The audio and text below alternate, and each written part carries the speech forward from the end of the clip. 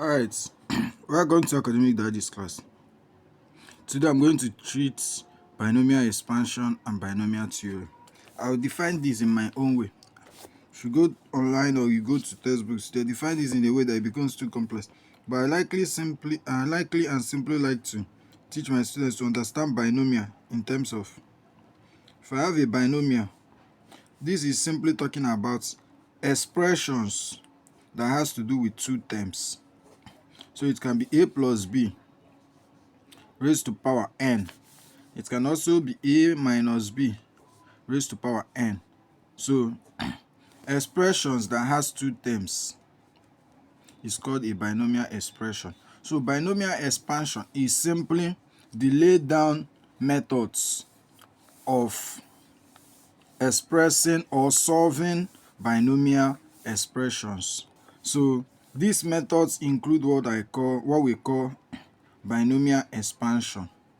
And in this binomial expansion, we make use of what we call the Pascals triangle. The Pascals triangle.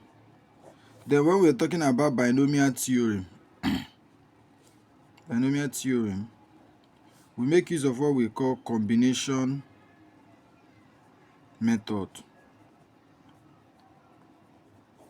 So this binomial expansion and theorem, in some textbooks you see it as a topic, but in most cases you find it under permutation and combination.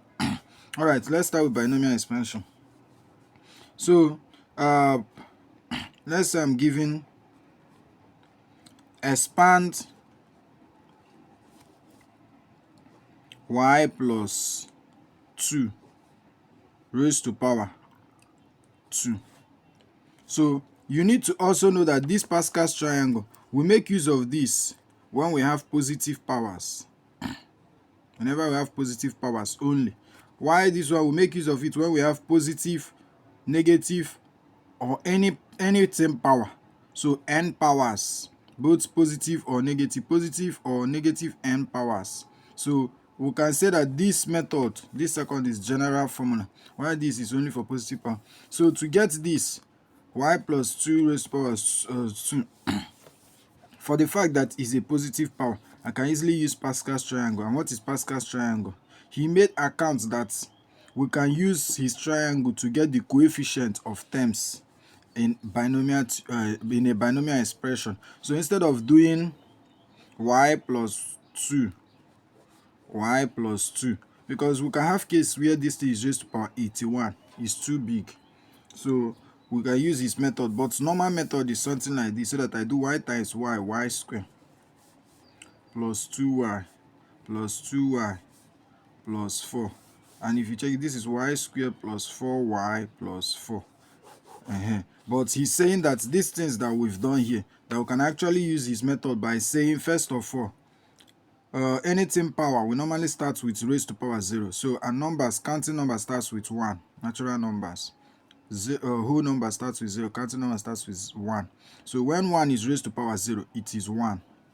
When 1 is raised to power 1, it is another 1. So notice that we are forming something like a triangle here. So he now did again. Let's form another triangle starting from this first point. This time when 1 is raised to power 2. So we now do 1 plus 1. It will give me 2, the middle one. So I now write again. I draw another one. So I'm forming a triangle. If you check everything I have here, it's looking like a triangle.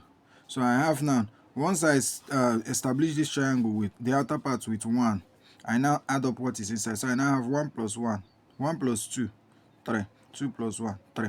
It can go on. So this is for when the power is 1. If the power is 1, I should just use this as my coefficient. If the power is 2, if I see up here 2, I'll just use, if the power is 0, if the power is 0, I use this. If the power is 1, I use this as my coefficient. So if the power is 2, I'll just use everything here as my coefficient. If the power is 3, I use everything here. So I can still go, unless I have, when the power is 4, I'll have 1, 4, 6, 4. So notice that 1 is outside, 1 is outside, which means that when the power is 2, I just come inside and choose the one that has everything of 2.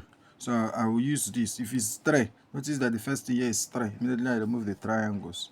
So this one 4. So if I'm assuming the power is 2, like in this case, I'll just come and say, for when the power is 2, I have 1, 2, 1. I just bring it at 1, 2, 1. I separate everything with positive sign. Then the minute I've taken this coefficient, I go back to the question, which is y plus 2 raised to power 2. I'm no longer going to add, but multiplication, and I'll bring out y, bring out 2, bring out y, bring out 2, bring out y, bring out 2. So remember that this is an illustration. Sorry, this thing we used it to express something, to illustrate. So let's check now. And the minute we bring out everything we have, we need to do it in such a way that you need to know that the first term is also seen as A, the second one is seen as B. So the first term, which is A, or which is Y in this case, will be decreasing. That is, the power will be decreasing on the first term, while the second term will be increasing. So see what I have. I have 2. I have 1. I have 0. Is decreasing. While the first term will be increasing, I'll have 0. I'll have 1. I'll have 2. And it has to be in such a way that for each area, each term, when you sum up the powers, you see that it's still equal to the power given.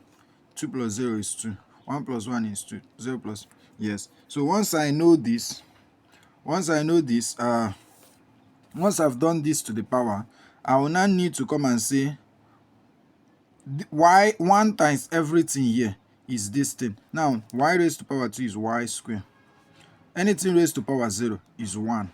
So this is 1. And 1 times y squared is simply y. So plus. Now, let's go here. Y raised to power 1 is y. 2 raised to power 1 is 2. Then I have 2 here. So I'll simply have 2 times 2, which is 4y plus y squared. So I'll go again. Anything raised to power 0 is 1. 2 raised to power 2, 4. Are you seeing it? Then 1 times this is simply 4, so I have plus 4. So notice it's the same thing I got here that I have here. So I think another principle you need to note that if the power is 1, your number of terms will be 2. And that is what we mean by this when we started. So if the power is 0, your number of terms will be 1. The coefficient you have will just be 1 coefficient. If the power is 2, the coefficient you have will be 2. If the power is 3, you have 3 terms. That is 0, 1, and 2. If the power is 4, you have 4 terms. 1, 2, 3, 4. That is, anything raised to power 0 is 1. Then 1, 2, and 3. Very important. So you need to know this. You need to know this. So, and why are we seeing this? You see that I have 3 here for when the power is 3. So if the power is 4, I'll have how many terms? 1, 2, 3, 4, and 5.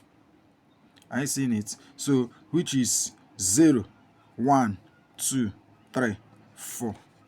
I'm not saying you should come and be doing this. Have that mindset of analyzing this, that I'm using this to show you what it represents. What we have here is simply the coefficients. So if the power is 2, notice that I have 3 terms here. This is what I mean. 1, 2, 3. And if the power is 4, if the power is 2, I'll have 3 terms.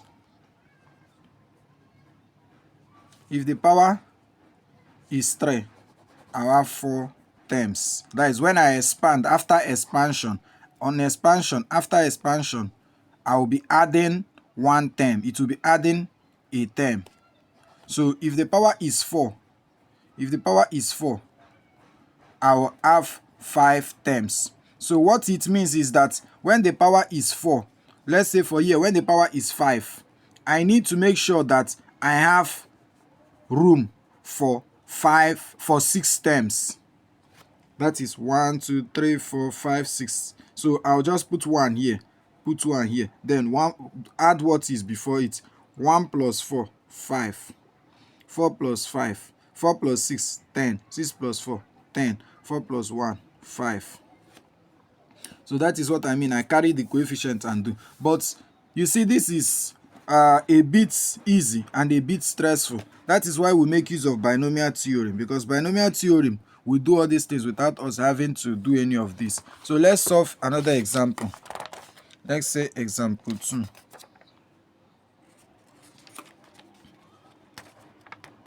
Example 2. So let's say I have let's say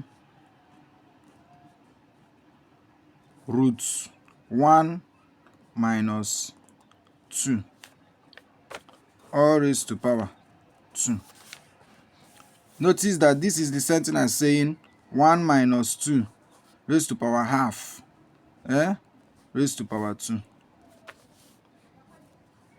That is converting the square roots. So you see that this is with power law. This will be the same thing as saying 1 minus 2 raised to power 2 over 2.